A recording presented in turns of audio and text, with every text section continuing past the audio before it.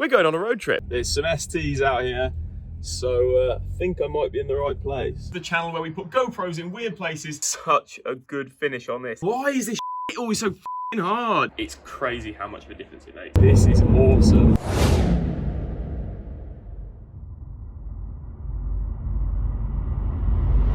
We're doing something a little bit different in today's video. Today, we're going on a road trip. So today, I'm making the over 200-mile round trip down to Cardiff to meet a subscriber and to pick up some bits for the ST. If you're like me and you're always lurking around on the Mark 6 Facebook pages, then you've probably seen some posts from Joe Linden. He buys and sells a lot of these cars, and he's usually got some pretty cool parts as well. So we're going to go and see Joe and see what he's got for me. Oh, and if you're wondering why I put these in the car, then I'm hoping that Joe's got a use for some of the mountain of parts that I've been collecting that have come off of my ST. Right, let's get on the road. So I set off on my 2.5-hour drive, but I soon had to stop for some essentials, like some fuel for the car, and some fuel for me. Thank you very much. Cheers. Thanks. Right, onwards to Cardiff.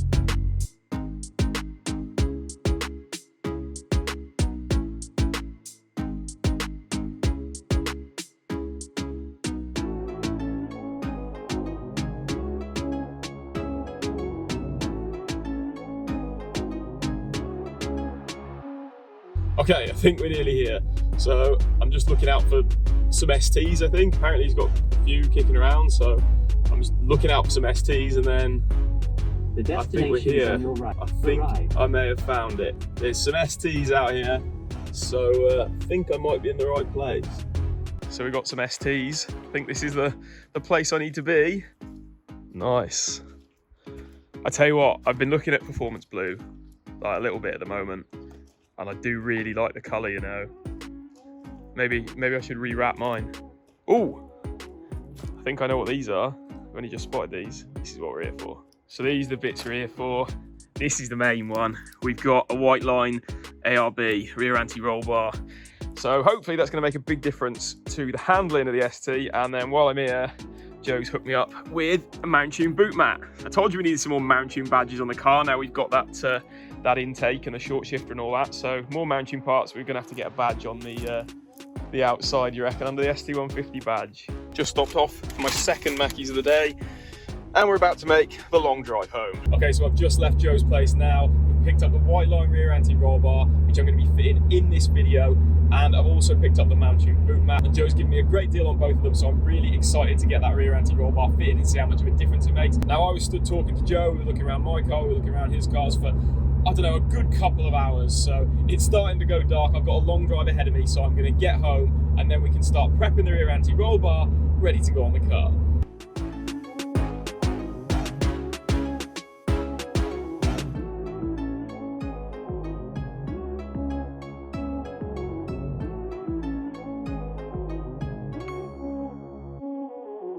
Okay, so I'm back home. I'm actually down at my parents' ready to start prepping the rear anti-roll bar for paint so that I can fit it tomorrow. Now, it is getting quite late. I'm really tired from that long drive, but you know what? It really was worth it. Not only did Joe give me a great deal on the rear anti-roll bar and that Mountune boot mat, but I also just had a great time meeting him and chatting to him. And I've got a lot of respect for what he does. He buys and sells a lot of ST150. So guys, if you're looking to get into one for yourself, then I highly suggest you either drop him a message or just keep an eye out for one of his Facebook posts because he does sell them quite regularly. And I've seen him selling some of the rarer models like the ST500 as well. But for now, it's time I got on with prepping this rear anti-roll bar for paint.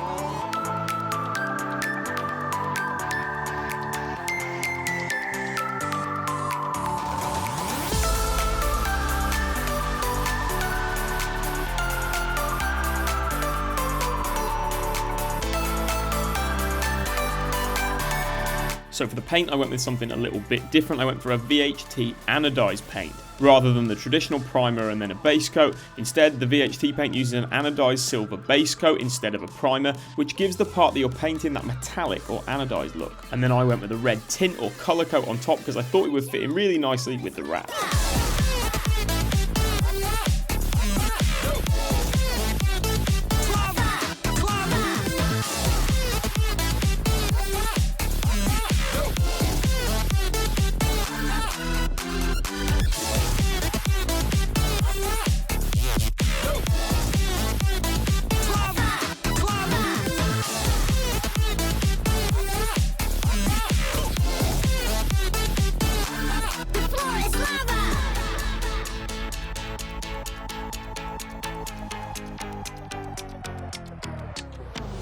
Okay, so it's the following day. The rear anti-roll bar is painted and it is looking so good. Like, that paint has made such a good finish on this. It looks awesome. So that's had overnight to dry. I didn't clear coat it last night because the temperature dropped quite a bit, and I've had quite a few problems in the past, especially with clear coat paint in the cold. I mean, I know it's not really good to paint anything when it's cold, but I've had some problems with clear coat in the past, so I thought I'd leave that and do it this morning. It's had a coat of clear this morning, and it's all dry. Well, it's at least touch dry now, so I think it's pretty much ready to go on the car. But before I go ahead and fit it, there's just something else that I want to do first. You guys should know by now that this is the channel where we put GoPros in weird places to see how much of an effect our mods are actually having, rather than you guys just listening to me talk about it. If you don't know what I'm on about, then go and check out the video where I fitted a Collins Performance roll restrictor or lower gearbox mount to the ST150, because I actually mounted a GoPro under the bumper to see how much of a difference it made when I fitted that. So basically I was looking at how much the engine was actually rocking before and after fitting that mount. And the plan is to do that again. I want to mount this GoPro somewhere underneath the rear bumper. I'm thinking possibly on the toe eye here, just under there, so I can capture how much roll there actually is before and after fitting the rear anti-roll bar. Or at least that's what I'm hoping to do. I'm not totally sure if we're actually going to be able to see anything, but I thought it's just a better representation to you guys, that you can actually see something happening rather than just listening to my opinion on it. So I'm going to get the GoPro mounted, and then we're going to go for a drive and see what we can actually see. Okay, so my jerry-rigged GoPro mount is on. It's just held on here with about 4,000 cable ties. There's a couple of fail-safes in there as well, just that if it does let go, hopefully it will just cling on, and it might just be hanging a bit funny when we pull up. I'm also hoping, because it's quite low to the ground, if it does take a hit off anything like a speed bump, I'm going to try and avoid them, but if it does take a hit, I'm hoping there'll just be enough flex in the mount that it'll just sort of flick up out the way. The case might get damaged, but hopefully the GoPro will be okay. So let's go for a drive and see what we get. Okay, so we're not going to go too far. We're just going to go for a little drive, a couple of corners, and just see what we can actually see. I'm not really going to know. There's a bloody leaf in my hair. I'm not really going to know until I've seen like both this drive and the drive after fitting the rear anti-roll bar. So I don't think there's going to be too much to actually cover in this little bit, but we'll try and compare the two a little bit later on and see if we can actually notice a difference. And it'll be interesting to see if I can feel a difference as well. And obviously I'll tell you guys about that. But like I said earlier, I just want to be able to like show you guys these things rather than just you have to take my word for it. You know what I mean? So I'll try and do the same route on like both runs, and I'm just filming in the car really so I can kind of sync what I'm saying as to what corner I'm doing with what you can see on the back. So okay, we're just going around a roundabout.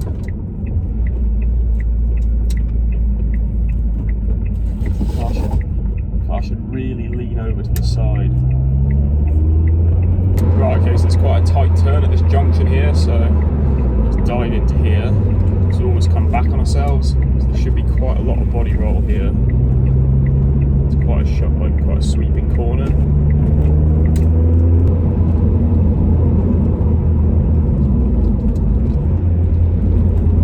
Should have got a nice little body roll on that one as well. Some quite good bends here. Like a quick left, right, left. Hopefully we've got some good footage there. I'm just going to turn around and go back and then see if we can get anything better on the way back. Some of those corners I know I can take them a bit quicker going the other way. I just know that way a little bit better for some reason. So we're going to spin round, hopefully in the lay-by up here, and then head back. Okay, so heading back down the long straight. And then we've got the quick kind of right, left, right, left. Do feel the car actually roll as you go around there, like you really can feel it in the car. So I'm interested in those corners in particular, those sharp like left right, or whichever way around it goes, to see how that actually feels, or feel how that feels once we fitted that rear anti-roll bar. Like I think that's where I'm really going to feel it the most, because every other corner I've sort of taken while I've been doing this has been quite slow because they've been like really tight corners. So I'm wondering if I'll notice it more there where I was carrying a bit more speed. Hey, it's still here. It's actually still attached. So that is awesome. Right, let's fit the rear anti-roll bar. So with the car jacked up, the first thing to do was fit the mounting brackets, and they mount onto the connection points between the shocks and the rear axle. So it's just a case of removing the bolts that hold the shock to the axle, lining up the mount and reinstalling the bolt. I left a little bit of slack in the mounting brackets just to give me a little bit of play when installing the rear anti-roll bar. But I still found it really difficult, and I even got a little bit angry. Why is this always so f***ing hard? This thing is not easy to fit. I thought it would be a case of fitting one side at a time, nice and simple, but it's not like that at all. You've almost got to get it all lined up and on there, all in one go, and then just hope and pray it stays in the same position while you put the bolts in. I guess at the end of the day, it is a solid metal bar, so I came to terms with why there wasn't really any giving it, sort of. Oh, f off! But eventually I did get a bolt in on each side, and then I could swing the bar up to mount the second bolt. Now these Whiteline rear ARBs do have 3 different levels of sort of stiffness, if you like. I went for the medium, but basically the closer you mount the bar towards the back of the car, the firmer it's going to be. But eventually I did manage to get all the bolts in, and then it was just a case of tightening everything up, including those lower shock bolts. Right, okay, it's on, and it's looking pretty good. I scratched it in a couple of places, but I don't think I'm really going to notice too much. I've gone for the medium setting, so it's not as stiff as I could be, but obviously I'm not going to be taking this car on a track or anything like that, so I think that'll be fine for now. So I'm interested to see how it's actually going to ride now this is installed. Okay, the car's back on the ground, so let's retrace our steps, go for another drive, and see if we can actually feel a difference, and if we can see a difference as well. I'm going to retrace my steps, so I'm going to go down to the roundabout where I went before, see if that makes a difference. So let's go around this roundabout and see if we can feel a difference.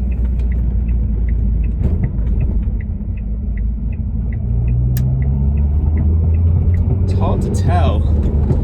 It definitely feels like flatter, like, yeah, I suppose that's, I don't know, we'll do a few more corners and see what it actually feels like. Right, it's quite a sharp turn in here. Like, it definitely feels firmer at the back, like you can tell it's a lot tighter. Yeah, you know what? That's actually really good. I hope. Yeah, it just corners a lot flatter.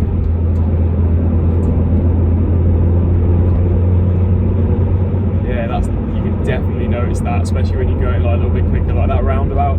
I didn't really notice it because I was going very slowly, but I'm excited to go to some of these other corners. Oh my god, yeah, the back end just feels so much more stable. It's one of them, you don't really notice how bad it was until it's better. Do you know what I mean? Oh my god. This is awesome.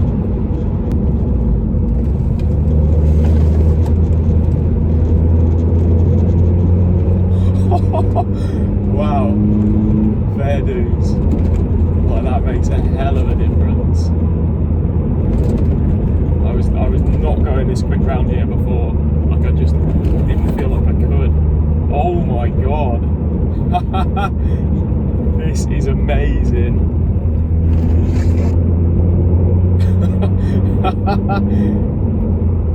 Oh wow.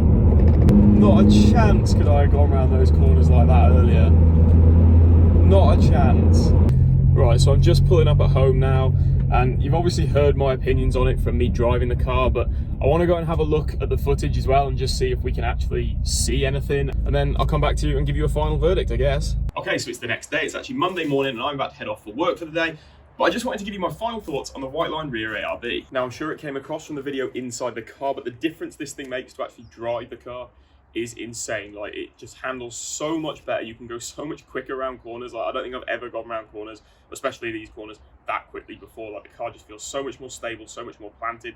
It's crazy how much of a difference it makes. It really is. As for the GoPro footage, I've not watched it all, but I have had a quick look, and there's a few things that I have noticed. It's not quite as exaggerated as I thought it was going to be, but the few things that I've seen are that the rear beam definitely seems to move like all as one. Like, each side of the suspension tends to move together, whereas before we fitted the ARB, they seem to be a bit more independent. I know this doesn't have independent rear suspension, but you could definitely sort of see the difference. And like, yeah, I suppose the role that they talk about, it's not, like I said, as exaggerated as you would expect when you watch it back with the rear ARB fitted, but there's definitely something you can notice. I mean, to the trained eye, I'm sure there's some of you out there that will be able to pick up on things that I maybe haven't spotted, so I'd definitely like to hear about that in the comments. But overall, I'm super happy with this latest handling mod, and there's definitely more handling mods coming, as well as a lot of power upgrades coming this year, which I've already told you about. But if that's something you're excited for and you're not subscribed to this channel, then make sure you do, otherwise you might miss it. But you know what? It actually feels like now the limiting thing with this car is probably the tyres. I've needed to change the rear tyres for quite a while. They're really low. I really did feel like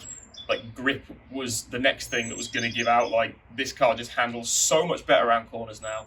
So rear tyres definitely on the list. So let me know in the comments what you think of the Whiteline rear ARB. Have you got one and what do you think of it? Or now you've seen this video, are you going to get one?